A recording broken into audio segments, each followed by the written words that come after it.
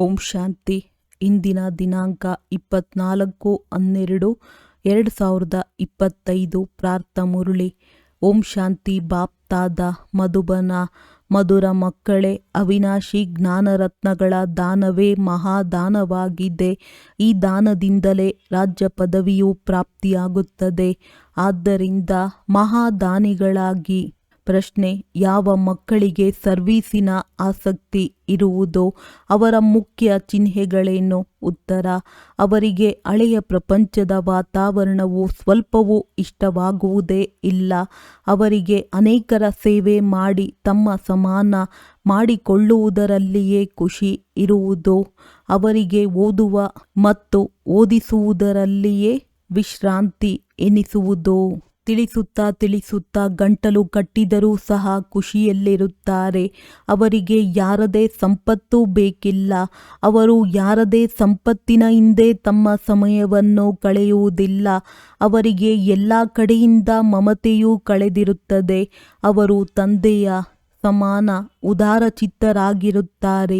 ಅವರಿಗೆ ಸೇವೆಯ ವಿನಃ ಮತ್ತೇನು ಮಧುರವೆನಿಸುವುದಿಲ್ಲ.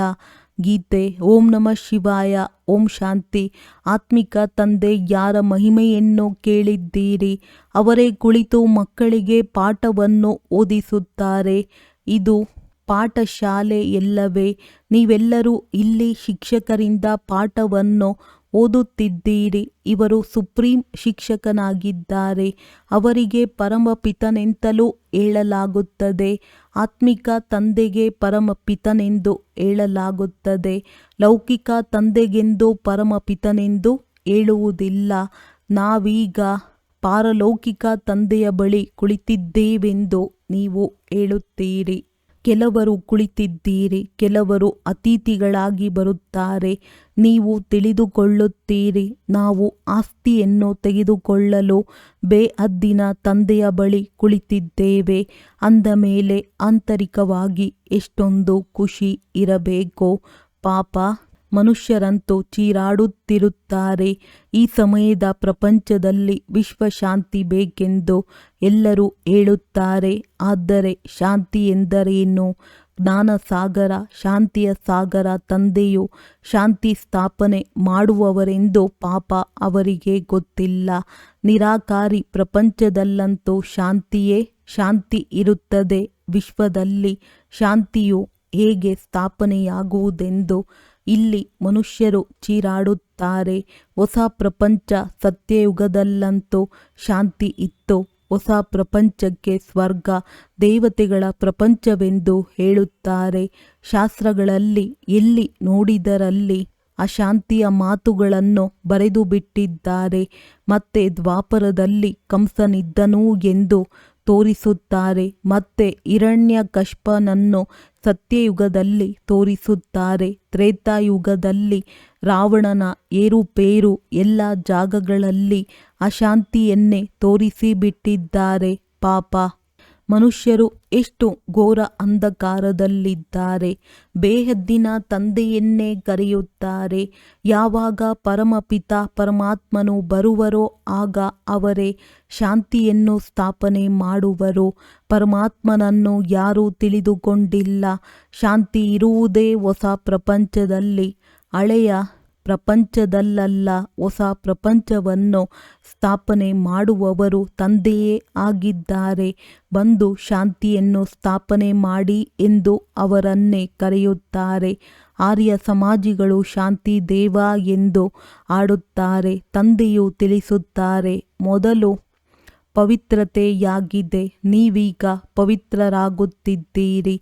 ಸತ್ಯಯುಗದಲ್ಲಿ ಪವಿತ್ರತೆಯೂ ಇರುತ್ತದೆ, ಶಾಂತಿಯೂ ಇರುತ್ತದೆ, ಆರೋಗ್ಯ ಭಾಗ್ಯವೆಲ್ಲವೂ ಇರುತ್ತದೆ. ಹಣವಿಲ್ಲವೆಂದರೆ ಮನುಷ್ಯರು ಬೇಸರವಾಗಿ ಬಿಡುತ್ತಾರೆ. ನೀವಿಲ್ಲಿ ಈ ಲಕ್ಷ್ಮೀ ನಾರಾಯಣರಂತೆ ಧನವಂತರಾಗಲು ಬರುತ್ತೀರಿ. ಇವರು ವಿಶ್ವದ ಮಾಲೀಕರಾಗಿದ್ದರಲ್ಲವೇ?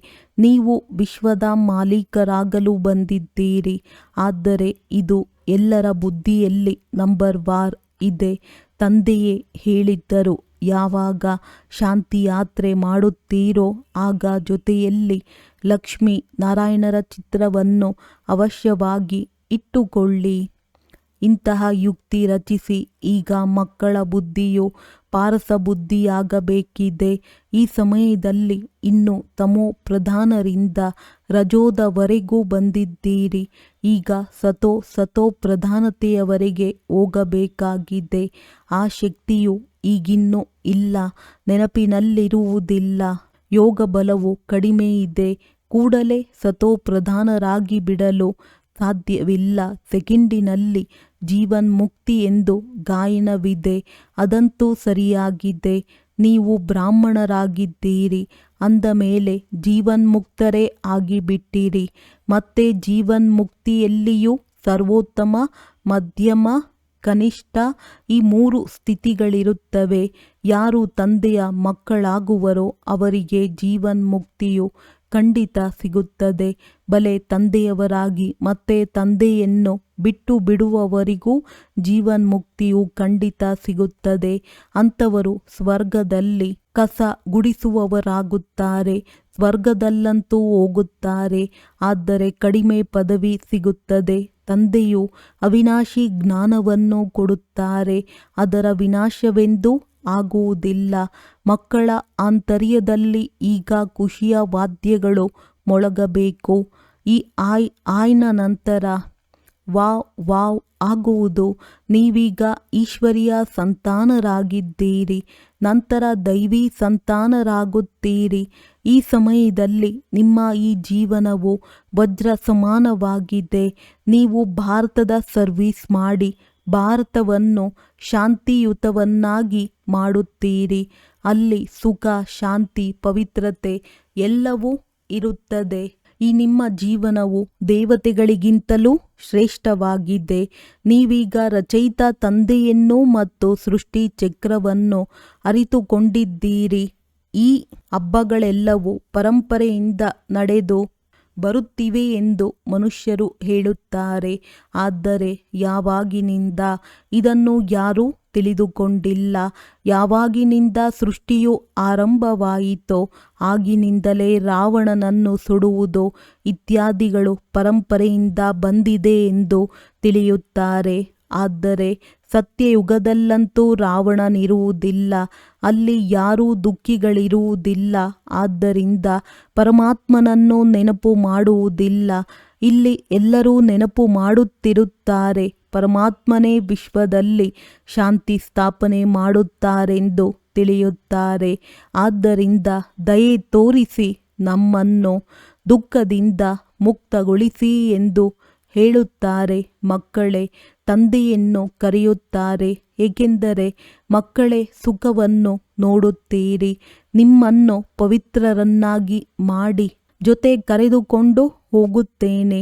ಯಾರು ಪವಿತ್ರರಾಗುವುದಿಲ್ಲ ಅವರು ಶಿಕ್ಷೆಯನ್ನನುಭವಿಸುವರು.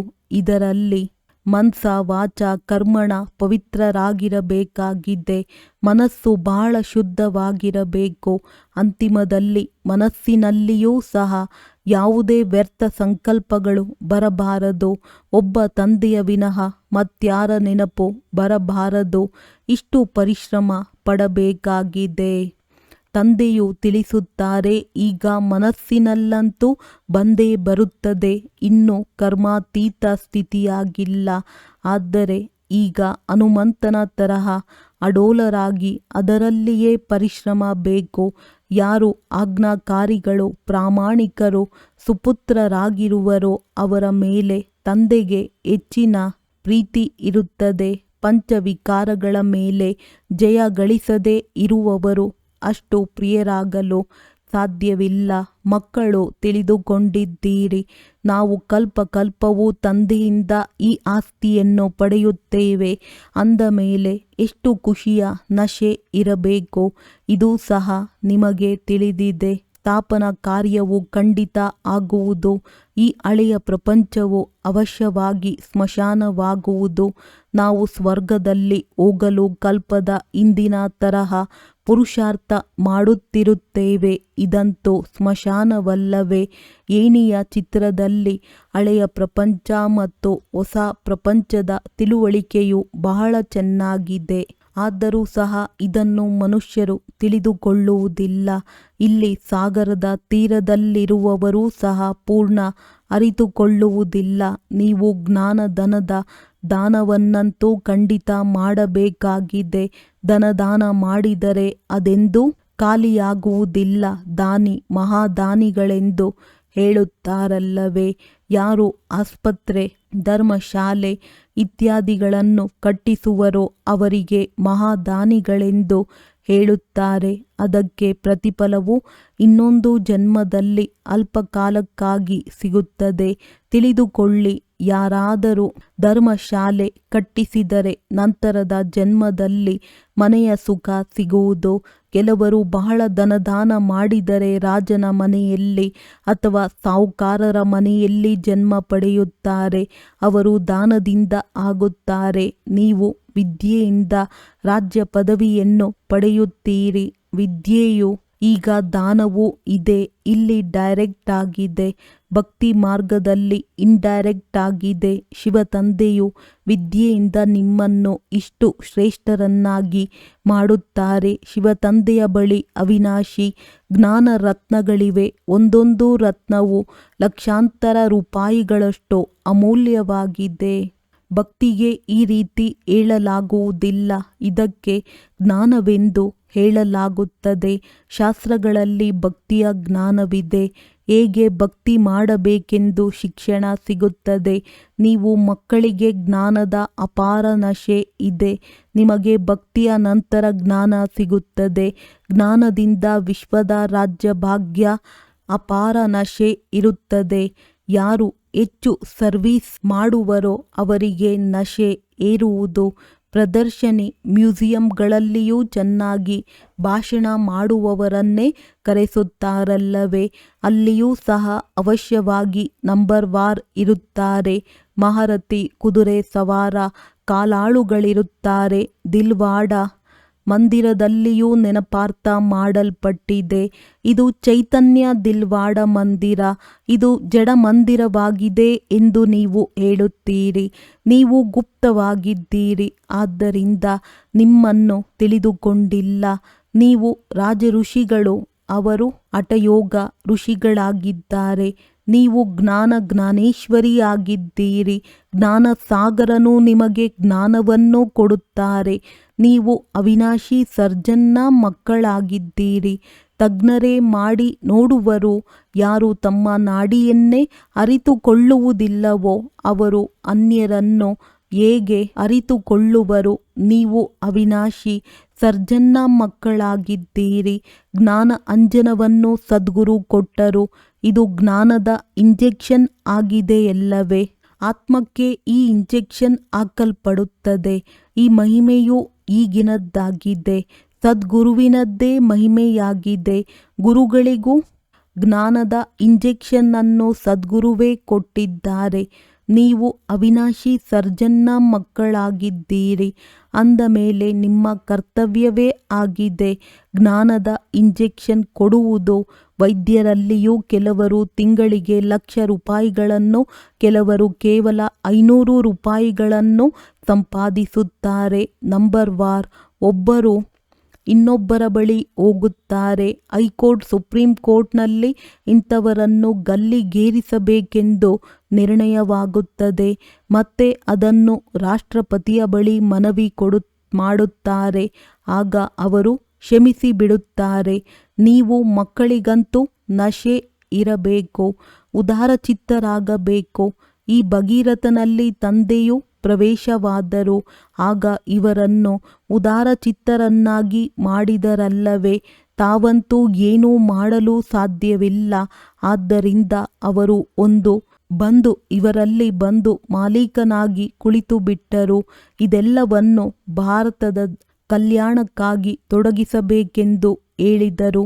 ನೀವು ಭಾರತದ ಕಲ್ಯಾಣಾರ್ಥವಾಗಿಯೇ ಹಣವನ್ನು ತೊಡಗಿಸುತ್ತೀರಿ. ನೀವು ಹಣವನ್ನು ಎಲ್ಲಿಂದ ತರುತ್ತೀರಿ ಎಂದು ಯಾರಾದರೂ ಕೇಳಿದರೆ ತಿಳಿಸಿ. ನಾವು ನಮ್ಮದೇ ತನು ಮನ ಧನದಿಂದ ಸರ್ವಿಸ್ ಮಾಡುತ್ತೇವೆ. ನಾವು ರಾಜ್ಯಭಾರ ಮಾಡುತ್ತೇವೆ ಅಂದ ಮೇಲೆ ಹಣವನ್ನು ನಾವೇ ತೊಡಗಿಸುತ್ತೇವೆ. ನಾವು ನಮ್ಮ ಹಣವನ್ನೇ ಖರ್ಚು ಮಾಡುತ್ತೇವೆ. ನಾವು ಬ್ರಾಹ್ಮಣರು ಶ್ರೀಮತದಂತೆ ರಾಜ್ಯ ಸ್ಥಾಪನೆ ಮಾಡುತ್ತೇವೆ. ಯಾರು ಬ್ರಾಹ್ಮಣರಾಗುವರೋ ಅವರೇ ಖರ್ಚು ಮಾಡುತ್ತಾರೆ. ಶೂದ್ರರಿಂದ ಬ್ರಾಹ್ಮಣರಾಗಿ ನಂತರ ದೇವತೆಗಳಾಗಬೇಕಾಗಿದೆ.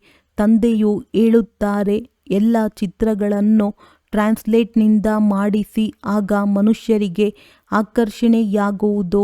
ನೋಡಿದವರಿಗೆ ಕೂಡಲೇ ಬಾಣವು ನಾಟಲಿ. ಕೆಲವರು ಜಾದುವೆಂದು ತಿಳಿದು ಹೆದರಿ ಬರುವುದೇ ಇಲ್ಲ.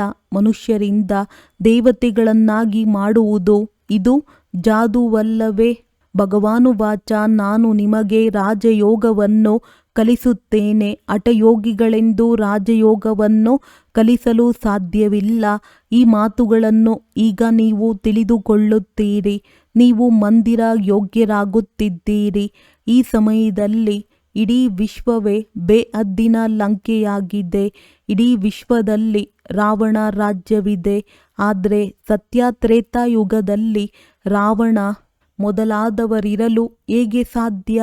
ತಂದೆಯು ತಿಳಿಸುತ್ತಾರೆ, ಈಗ ನಾನು ಏನನ್ನು ತಿಳಿಸುತ್ತೇನೆಯೋ ಅದನ್ನೇ ಕೇಳಿರಿ. ಈ ಕಣ್ಣುಗಳಿಂದ ಏನನ್ನೂ ನೋಡಬೇಡಿ.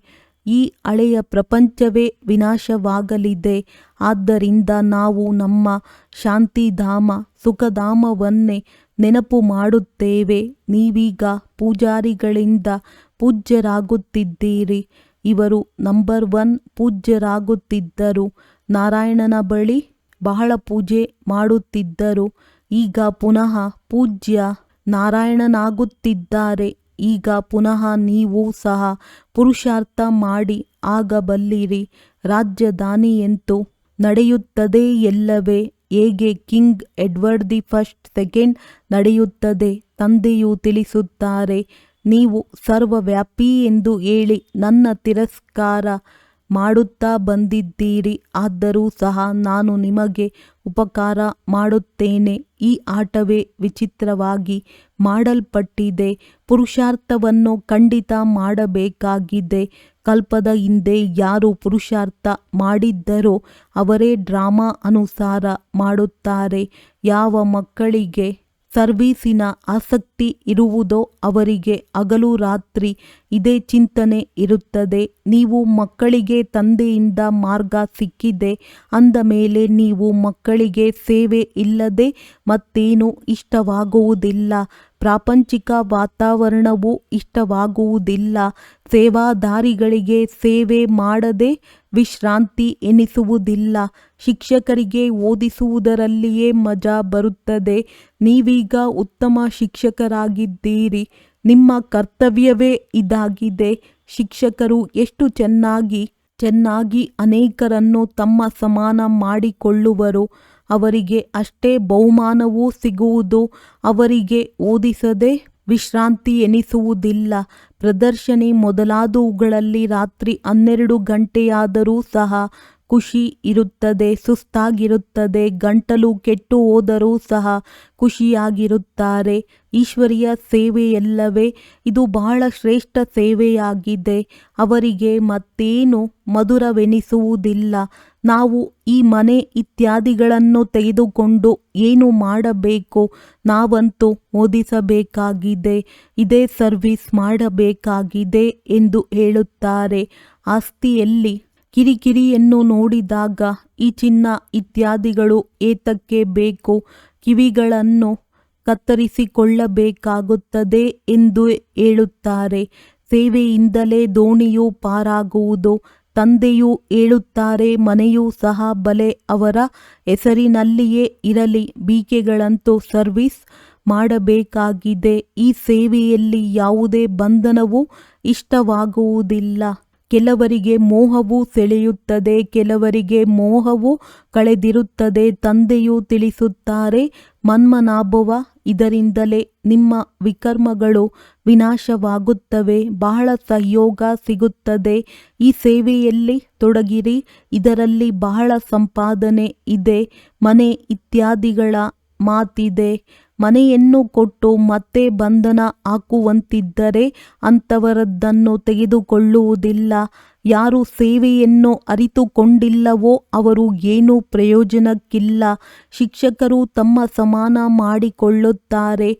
ಆಗದಿದ್ದರೆ ಅವರೇನೂ ಕೆಲಸಕ್ಕೆ ಬರುವರು. ಸಹಯೋಗಿಗಳ ಬಹಳ ಅವಶ್ಯಕತೆ ಇರುತ್ತದೆ ಎಲ್ಲವೇ. ಇದರಲ್ಲಿಯೂ ಕನ್ಯೆಯರು ಮಾತೆಯರ ಅವಶ್ಯಕತೆ ಹೆಚ್ಚಿನದಾಗಿರುತ್ತದೆ. ಮಕ್ಕಳು ತಿಳಿದುಕೊಳ್ಳುತ್ತಾರೆ, ತಂದೆಯು ಶಿಕ್ಷಕನಾಗಿದ್ದಾರೆ ಅಂದ ಮೇಲೆ ಮಕ್ಕಳು ಶಿಕ್ಷಕರಾಗಬೇಕು. ಶಿಕ್ಷಕರು ಮತ್ಯಾವುದೇ ಕೆಲಸವನ್ನು ಮಾಡಬಾರದೆಂದಲ್ಲ, ಎಲ್ಲ ಕೆಲಸಗಳನ್ನು ಮಾಡಬೇಕು.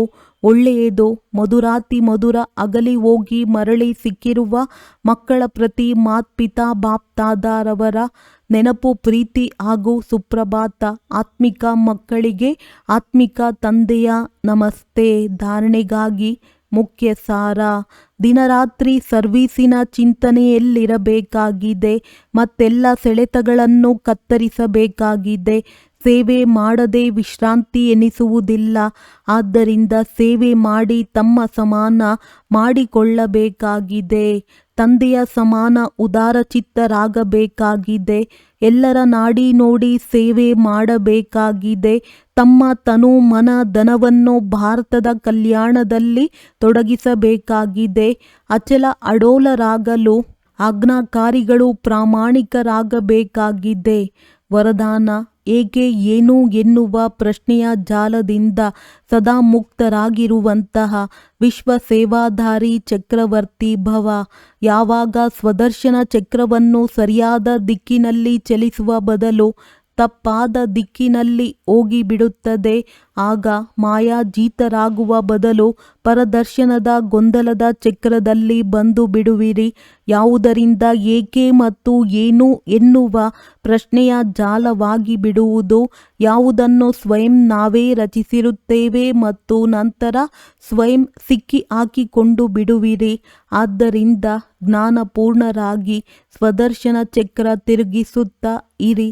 ಆಗ ಏಕೆ ಏನು ಎನ್ನುವ ಪ್ರಶ್ನೆಗಳ ಜಾಲದಿಂದ ಮುಕ್ತರಾಗಿ ಯೋಗಯುಕ್ತ ಜೀವನ್ಮುಕ್ತ ಚಕ್ರವರ್ತಿಯಾಗಿ ತಂದೆಯ ಜೊತೆ ವಿಶ್ವ ಕಲ್ಯಾಣದ ಸೇವೆಯಲ್ಲಿ ಸುತ್ತುತ್ತಿರುವಿರಿ. ವಿಶ್ವ ಸೇವಾಧಾರಿ ಚಕ್ರವರ್ತಿ ರಾಜ ಆಗಿಬಿಡುವಿರಿ. ಸ್ಲೋಗನ್: ಪ್ಲೇನ್ ಬುದ್ಧಿಯಿಂದ ಪ್ಲಾನ್ ಅನ್ನು ಪ್ರಾಕ್ಟಿಕಲ್ನಲ್ಲಿ ತನ್ನಿ, ಆಗ ಸಫಲತೆ ಸಮಾವೇಶ ಆಗಿರುತ್ತದೆ. ಅವ್ಯಕ್ತ ಸೂಚನೆ: ಈಗ ಸಂಪನ್ನ ಅಥವಾ ಕರ್ಮಾತೀತರಾಗುವುದರಲ್ಲಿ ತತ್ಪರರಾಗಿರಿ. ಯಾವಾಗ ಕರ್ಮಾತೀತ ಸ್ಥಿತಿಗೆ ಸಮೀಪ ತಲುಪುವಿರಿ, ಆಗ ಯಾವುದೇ ಆತ್ಮನ ಕಡೆಗೆ ಬುದ್ಧಿಯ ಬಾಗುವಿಕೆ ಕರ್ಮದ ಬಂಧನ ಮಾಡುವುದಿಲ್ಲ. ಕರ್ಮಾತೀತ ಅರ್ಥಾತ್ ಸರ್ವ ಕರ್ಮ ಬಂಧನಗಳಿಂದ ಮುಕ್ತ, ಭಿನ್ನರಾಗಿ ಪ್ರಕೃತಿ ಮೂಲಕ ನಿಮಿತ್ತ ಮಾತ್ರ ಕರ್ಮ ಮಾಡಿಸಿ ಕರ್ಮಾತೀತ ಅವಸ್ಥೆಯ ಅನುಭವ ಮಾಡಲು ಭಿನ್ನರಾಗುವ ಪುರುಷಾರ್ಥ ಪದೇ ಪದೇ ಮಾಡಬೇಕಾಗಿಲ್ಲ. ಸಹಜ ಮತ್ತು ಸ್ವತಃವೇ ಅನುಭವವಾಗಲಿ. ಮಾಡಿಸುವಂಥವರು ಮತ್ತು ಮಾಡುವಂತಹ ಈ ಕರ್ಮೇಂದ್ರಿಯಗಳೇ ಬೇರೆಯಾಗಿದೆ. ಒಳ್ಳೆಯದು. ಓಂ ಶಾಂತಿ.